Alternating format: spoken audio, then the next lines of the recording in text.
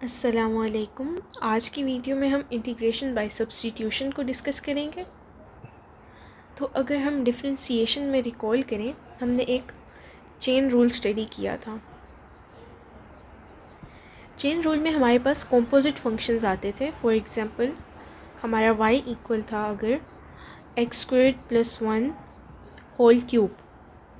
तो देखें, इसमें हमारे पास दो फंक्शंस थे, एक इनर फंक्शन जो कि हमारे पास x² + 1 था और एक आउटर फंक्शन जो कि हमारे पास क्यूबिक फंक्शन था।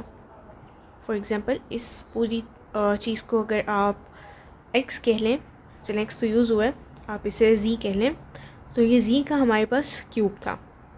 तो इससे हमारे पास दो फंक्शंस आते थे, इन्हें हम कॉम्पोजिट फंक्शन कहते थे।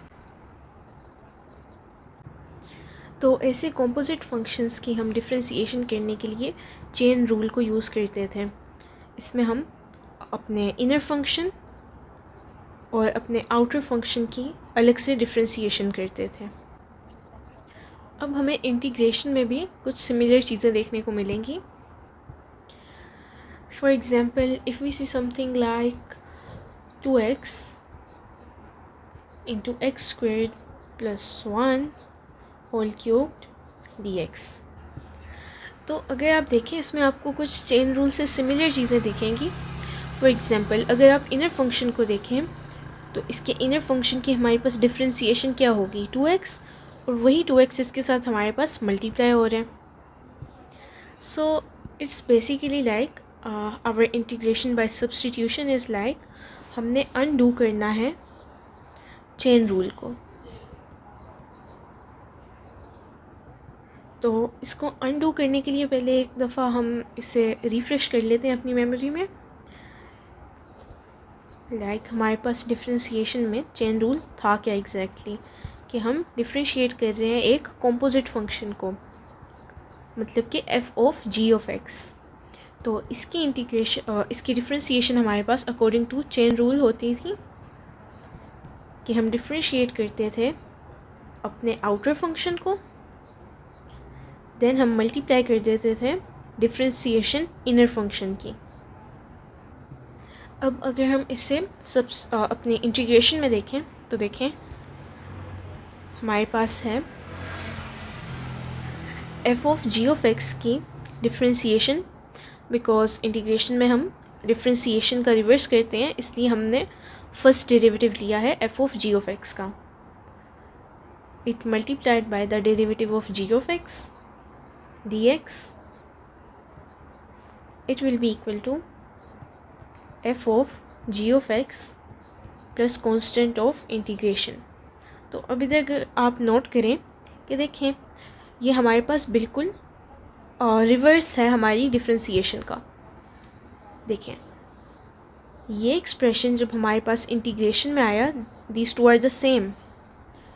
तो जिस एक्सप्रेशन की डिफरेंशिएशन करके, मतलब कि इस एक्सप्रेशन की डिफरेंशिएशन करके हमारे पास ये वाला आंसर आ रहा था, तो इंटीग्रेशन का हमारा वही आंसर होगा, मतलब कि ये ओरिजिनल फंक्शन हमारा f(g)(x). अब ये देखने में ज़रा कॉम्प्लेक्स है और हमें हमेशा पता भी नहीं चलता बगैर सब्स्टिट्यूशन के, इसलिए हम सब्स्टिट्यूशन को इंट्रोड्यूस करते हैं। सब्स्टिट्यूशन आपको डिफरेंशिएशन में भी याद होगा हमने कैसे की थी। हम एक नया वेरिएबल t इंट्रोड्यूस करते थे, या फिर कोई भी और नाम कह लें, u कह लेते थे हम, du। तो हम एक नया वेरिएबल इसलिए इंट्रोड्यूस कराते हैं अपने इनर फंक्शन की जगह, हम कह लेते हैं g(x) को लेट कर लें कि वो इक्वल है t के, ताकि ये हमारे लिए विजुअली ज़्यादा क्लियर हो जाए, सिंपल हो जाए हमारे लिए समझने में। तो अब हम स्टेप बाय स्टेप प्रोसेस देख लेते हैं और उसके बाद हम देखेंगे कुछ एग्जांपल्स। तो सबसे पहले स्टेप बाय स्टेप हमारे पास ये है कि आपने कोई भी वेरिएबल चूज़ कर लेना। फॉर एग्जांपल u, उसको आपने कह लेना equal to the inner function. Then second step में आपने उसको डिफरेंशिएट कर लेना, मतलब कि du इज़ इक्वल टू हमारे इनर फंक्शन का ही वो डेरिवेटिव होगा हमारे पास। देन हमने करनी है अपनी सब्स्टिट्यूशन।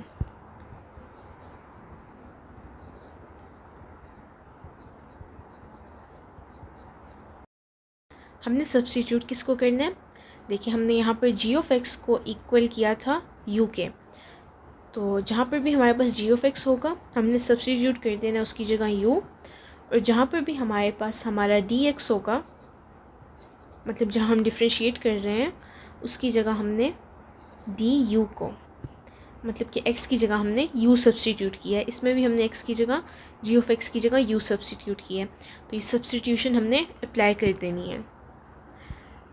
देन इसके बाद हमने इंटीग्रेट करना है with respect to u। Then our last step that हमने सब्स्टिट्यूट बैक कर देना है। देखिए ये जो हमने स्टेप किया था इससे हमने ऑपोजिट कर देना है, मतलब कि हमने अपने जनरल टर्म्स में वापस आ जाना है, जहाँ जहाँ यू था वहाँ हमने वापस एक्स में आ जाना है। तो यही हमारे स्टेप्स हैं जिनको फॉलो करते हुए हमारी इंटीग्रेशन बाय सब्स्टिट्यूशन हो जाएगी। तो अब हम एक एग्जांपल देख लेते हैं। ओके, फॉर एग्ज़ाम्पल हमारे पास इंटीग्रेशन है 2x और x² + 1 क्यूब्ड। तो सबसे पहले तो हम लेट करेंगे हमारा इनर फंक्शन। तो अगर आप देखें कि इसमें हमारे पास इनर फंक्शन हमें क्या दिख रहा है, x² + 1। तो हम लिख लेंगे लेट u = x² + 1। देन हम कर लेंगे अपना सेकेंड स्टेप, इसको डिफ्रेंशिएट कर लेंगे। तो कर लेते हैं, ये हमारे पास 2x dx आ जाएगा। dx क्यों आया, बिकॉज हम with respect to u differentiate कर रहे थे, तो कोई भी और वेरिएबल है उसकी डिफ्रेंशिएशन हमें यहाँ पर अलग से लिखनी पड़ेगी। तो ये हमने लिख ली। उसके बाद हमारा इंटीग्रल जो है इसमें हम ये du और u इनको सब्स्टिट्यूट कर देंगे, जो कि हमारा थर्ड स्टेप था। और एक ये भी क्वेश्चन आप लोगों के दिमाग में आ रहा होगा कि ये 2x यहाँ पे क्या कर रहा है। तो देखिए इंटीग्रेशन में हमारे पास एक हमारा प्रिंसिपल है कि जिस भी फंक्शन की हम इंटीग्रेशन कर रहे हैं उसका हमारे पास डेरिवेटिव साथ मौजूद होना चाहिए। तो देखिए यहाँ पर x² + 1 इसका डेरिवेटिव 2x हमारे पास मौजूद है। अगर ये यहाँ पर ना होता, फॉर एग्ज़ाम्पल हमें ये खुद लिखना पड़ता 2x, तो हम यहाँ पर इसको साथ में डिवाइड भी कर देते, बट ये हमने लिखना ज़रूर था बिकॉज़ अदरवाइज़ हमारी इंटीग्रेशन नहीं होनी थी। तो अभी हम कंटिन्यू करते हैं सब्स्टिट्यूशन को। तो सबसे पहले हम इस x² + 1 की जगह u पुट कर लेंगे। तो देखिए ये हमारे पास बन जाएगा u³। अब देखें ये du हमारे पास इक्वल था 2x dx के।